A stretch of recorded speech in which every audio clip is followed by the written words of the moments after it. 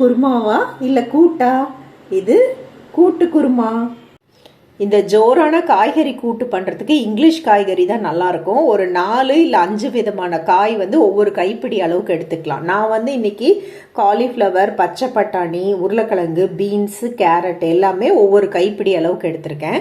ஒரு 50 கிராம், ஒரு 2 கைப்பிடி பாசிப்பருப்பை நல்லா வறுத்துட்டு அதுக்கப்புறம் கழுவிட்டு ஒரு அரை மணி நேரம் ஊற வச்சு வடித்து வச்சுருக்கேன்.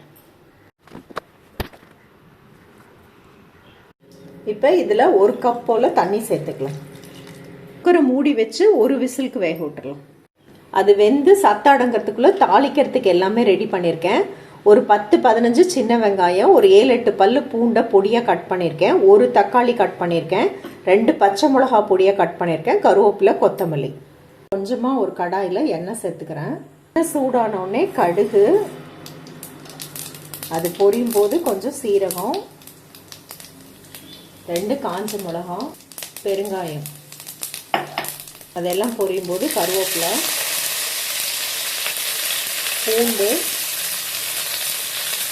பச்சை மிளகா, சின்ன வெங்காயம்.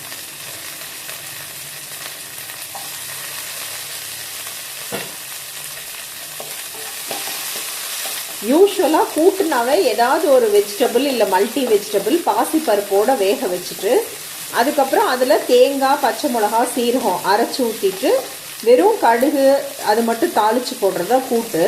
வெங்காயம், தக்காளிலாம் கூட்டில் கிடையாது. பட் இதில் வந்து நம்ம சப்பாத்திக்கு பண்ணுறதுனால இந்த மாதிரி ஜோராக வெங்காயம், பூண்டெல்லாம் தாளித்து கொட்டி பண்ணும்போது அது வந்து சைட் டிஷ்ஷாக சூப்பராக இருக்குது சப்பாத்திக்கு. ஈவன் நார்மல் ரைஸ்க்கு கூட்டா கூட இந்த மாதிரி பண்ணலாம். இதுக்கு தேங்காய் அரைச்சி விட தேவையில்லை. வெங்காயம் வதங்கினோடனே தக்காளி சேர்த்துக்கலாம். அதுவும் நல்லா வதங்கி வரட்டும். தக்காளி வதங்கினோடனே நம்ம கௌரி ஷாப்போட பொடியெல்லாம் சூப்பராக சேர்த்துடலாம். 1/4 டீஸ்பூன் மஞ்சள் பொடி, 1/2 டீஸ்பூன் குழம்பு பொடி, கௌரி ஷாப்போட ஆல் இன் ஒன் பொடி. இது பருப்பு சாம்பார், குழம்பு, பொரியல் எல்லாத்துக்குமே நல்லாயிருக்கும். இது இல்லைன்னா நீங்கள் சாம்பார் பொடியோ இல்லை குழம்பு பொடியோ ஏதாவது ஒன்று வந்து ஆட் பண்ணிக்கலாம். நம்ம ஏற்கனவே பச்சை மிளகா, வர மிளகாலாம் போட்டிருக்கோம். அதனால் பொடி இந்த அளவுக்கு போதும். உங்களுக்கு காரம் அதிகமாக வேணா இன்னும் கொஞ்சம் பொடி எக்ஸ்ட்ரா ஆட் பண்ணிக்கலாம். ஒரு அரை கப் போல் தண்ணி சேர்த்துடலாம். மூடி போட்டு ஸ்லோவில் ஒரு 3-4 நிமிஷம் கொதிச்சு வரட்டும். அது கொதிக்கிறதுக்குள்ளே இது ஸ்டீம் அடங்கிருச்சு. ஒரே சத்தத்திலே பாருங்கள் காயெல்லாம் நல்லா வெந்திருக்கு. ஆனால் வந்து குழஞ்சு போகாமல் இருக்குது. பருப்பு நல்லா குழைய வெந்துருச்சு. பருப்பை வந்து 10 நிமிஷம் இல்லை 15 நிமிஷம் ஊற வச்சிங்கன்னா தான் இந்த மாதிரி வெந்து வரும். இந்த வெந்த பருப்பும் காயும் இந்த மசாலாலாம் சேர்த்துடலாம்.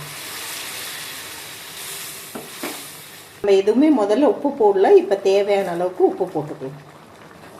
கலந்துட்டு கன்சிஸ்டன்சி பார்த்துட்டு ஒரு அரை கப் போல் தண்ணி சேர்த்துறேன். ஏன்னா இது இன்னும் ஒரு 5 நிமிஷம் கொதிச்சு வரணும்.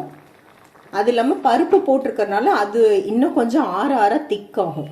மூடி போட்டு மீடியமான ஃப்ளேமில் ஒரு 3-4 நிமிஷம் கொதிச்சு வரட்டும். 3-4 நிமிஷம் கொதிச்சா போதும். எல்லாமே ஆல்ரெடி வெந்துருச்சு. இந்த உப்பு, காரம் அதெல்லாம் உள்ளே பிடிச்சி வரதுக்காக தான். கௌரி ஷாப்போட சோம்பு பொடி கொஞ்சமாக ஆட் பண்ணலாம். கடைசியாக இதை ஆட் பண்ணும்போது அது சூப்பராக இருக்குது. அந்த சப்பாத்திக்கு நம்ம தொட்டுக்கும் போது ஒரு அரை ஸ்பூன் சோம்பு பொடி ஆட் பண்ணிக்கலாம். ஃப்ரெஷ்ஷான கொத்தமல்லி கொஞ்சம் ஆட் பண்ணிவிட்டு நல்லா கலந்து விட்டுறலாம். கொஞ்சம் லிக்விடாகவே இருந்தாவே இது ஆறும்போது கெட்டிப்பட்டுட்டு வந்துடும். இது தக்காளியும் போட்டிருக்கறனால நீங்கள் தாராளமாக லஞ்ச் பாக்ஸ்க்கும் பேக் பண்ணிக்கலாம். வாசத்துக்காக மேலே ஒரு அரை டீஸ்பூன் போல் நெய் சேர்த்துக்கிறேன். நம்ம கௌரி ஷாப்லேயே சூப்பரான பசு நெய் அவைலபிளாக இருக்குது. சோம்பு பொடியும் நெய்யும் கடைசியாக சேர்த்ததில் வந்து வாசம் சூப்பராக வந்திருக்கு. சூப்பரான மல்டி வெஜிடபிள் கூட்டு ரெடி. கண்டிப்பாக இந்த கூட்டு குருமாவை நீங்களும் ட்ரை பண்ணி பாருங்கள். எப்படி இருக்குன்னு உங்கள் ஃபீட்பேக்ஸ் கமெண்ட் ஷேர் பண்ணிக்கோங்க. இந்த ரெசிபியை வந்து டிஸ்கிரிப்ஷன் பாக்ஸில் கொடுத்துருக்கேன்.